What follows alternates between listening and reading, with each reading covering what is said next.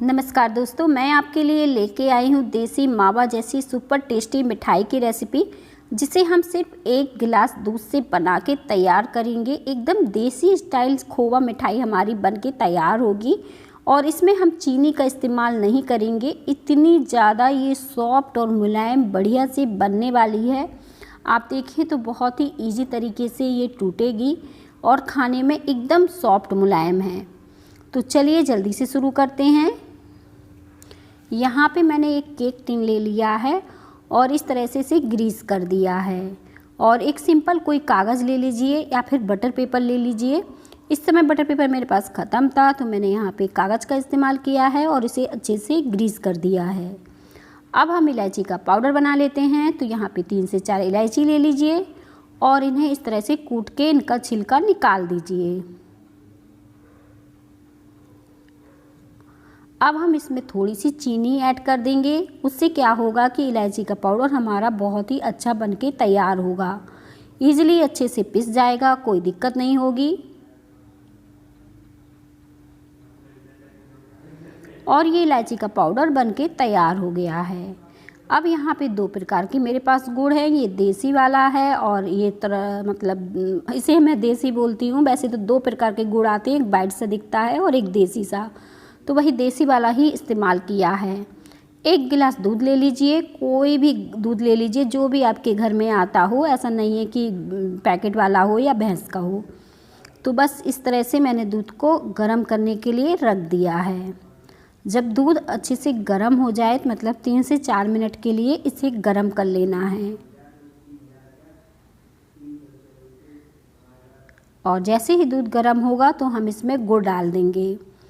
और गुड़ मतलब ऐसा नहीं है कि दूध फट जाएगा, बिल्कुल भी नहीं फटेगा। बस इसे हल्का गर्म दूध में डालिए आप, ताकि गुड़ हमारा अच्छे से पिघल जाए।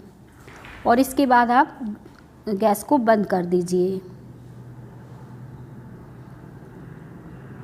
और बस इसे चलाते रहिए ताकि ये दूध हमारा अच्छे से गुड़ और दूध अच्छे से मिक्स हो जाए।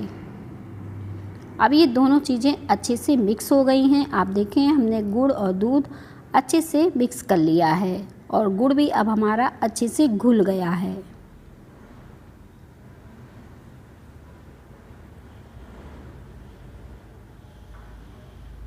तो इस तरह से जब मैंने इसे चलाया तो गुड़ हमारा अच्छे से घुल गया है दूध में।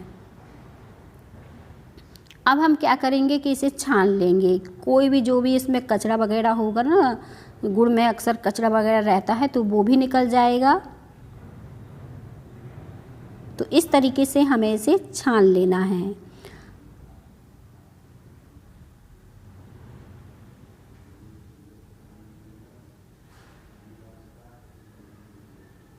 और इसे छानकर अच्छे से इस तरीके से तैयार कर लेना है। और अब हम इसी से मिठाई बनाना शुरू करेंगे। तो इसे वापस से हम कढ़ाई में डाल देंगे। कढ़ाई में डालने के बाद हम इसमें मिल्क पाउडर डाल देंगे। यहाँ पे मैंने 2 कप मिल्क पाउडर का इस्तेमाल किया है इस पूरी मिठाई को बनाने में। 1 कप अभी मैंने मिल्क पाउडर डाल दिया है और फिर मैंने इसे अच्छे से मिक्स कर दिया है। तो इसी तरह से हम दूसरे वाले कप से फिर से 1 कप इसमें मिल्क पाउडर और डाल देते हैं। पहले मैंने इसे अच्छे से मिक्स कर दिया था ताकि इसमें ज़्यादा गुलठे ना पड़ पाएँ। और इसी तरह से बस 2 कप ही मिल्क पाउडर हमें लेना है और आप ढेर सारी मावा बर्फ़ी बनाकर तैयार कर पाएंगे। अब हमने इसे अच्छे से मिक्स कर दिया है और बहुत ही बढ़िया ये मिक्स हो गया है। मैंने इसे इस तरह से बिना गैस जलाए मिक्स कर लिया है ताकि इसमें कोई गुलठे वगैरह ना रहें। अब गैस पे रख देंगे कढ़ाई को और आंच को धीमा कर लेंगे और इसे लगातार चलाते रहेंगे जब तक कि ये अच्छे से पक ना जाए और ये थिक सा ना दिखने लगे।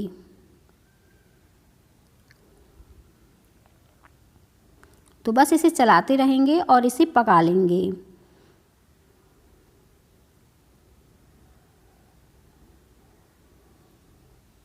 और इसे मैं इसी तरह से चला रही हूँ ताकि ये अच्छे से कंबाइंड सा हो जाए।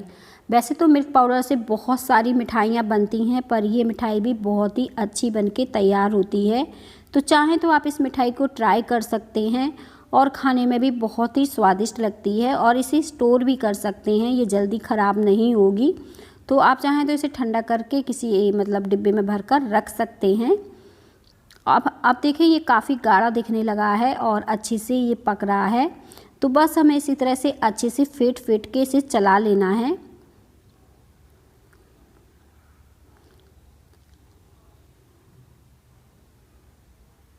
और मैं इसे इसी तरह से चला रही हूँ ताकि ये अच्छे से कंबाइंड सा हो जाए और थोड़ी देर में देखेंगे ये अपने आप ही अच्छे से चिकना कंबाइंड सा होने लगेगा। जैसे जैसे ये गाढ़ा होता जाएगा इस तरह से होता जाएगा। और अब हम इसमें इलायची का पाउडर ऐड कर देंगे। इलायची का पाउडर डालने के बाद थोड़ा और हम इसे पका लेते हैं। जितना बढ़िया हम इसे पका ले जाएंगे उतनी ही बढ़िया हमारी मिठाई बनेगी। आप सोच रहे होंगे ये मिठाई दांत में चिपकेगी, क्योंकि इसमें चीनी नहीं पड़ी है। तो ये दांत में बिल्कुल नहीं चिपकने वाली, बहुत ही अच्छी मिठाई बनने वाली है क्योंकि ये गुड़ से बनी है। अब यहाँ पे क्या करिए, 1 चम्मच आप देसी घी ले लीजिए या फिर रिफाइंड ले लीजिए, कुछ भी थोड़ा सा डाल दीजिए चिकनापन के लिए और बस इसे इस तरह से चला लीजिए। अगर रिफाइंड नहीं डालना चाहते हैं तो घर की ताज़ी मलाई भी डाल सकते हैं या फिर घी डाल सकते हैं। और बस इसे देखें अब कितना बढ़िया ये टेक्सचर सा आ गया है, बहुत ही बढ़िया ये पक के तैयार हो गई है। इस तरह से आप इसे कंबाइन करेंगे तो हल्की हल्की ये कंबाइंड सी हो रही है। तो इसी तरह से हमें इसे अच्छे से पका के ही लेना है।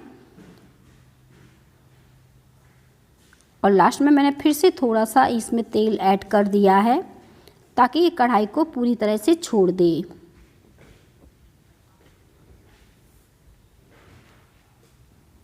अब देखें ये कितना बढ़िया पक के तैयार हो गया है और आप चाहें तो इसे चेक भी कर सकते हैं, कोई दिक्कत नहीं है।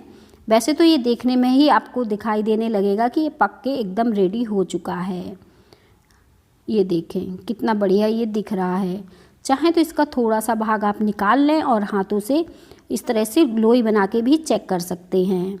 और बस इसे तुरंत निकाल कर अब मैं इसे हल्का सा इस तरह से चला दूंगी और फिर इसके बाद इसे केक टिन में डाल दूंगी।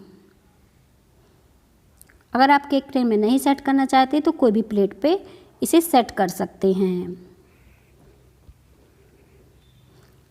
और बहुत ही हेल्दी सी ये मिठाई बनके तैयार होगी क्योंकि ये गुड़ से बनी है। और बस आप इस मिठाई को एक बार बना के रख लीजिए, फिर आप पूरी सर्दी इसे खा सकते हैं क्योंकि इतनी बढ़िया है ये मिठाई। अब इसके ऊपर कुछ भी लगा दीजिए, काजू या बादाम जो भी लगाना चाहें आप, और इसे छोड़ दीजिए। कम से कम 20 से 25 मिनट तो इसमें लग ही जाएंगे सेट होने में। इसके बाद आप इसके पीसेस कट कर लीजिए।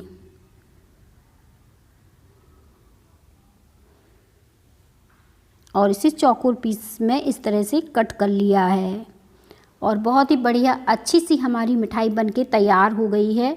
देखने में एकदम मार्केट जैसे मिलने वाली सुपर टेस्टी मिठाई लग रही है। तो मिलते हैं इसी तरह की और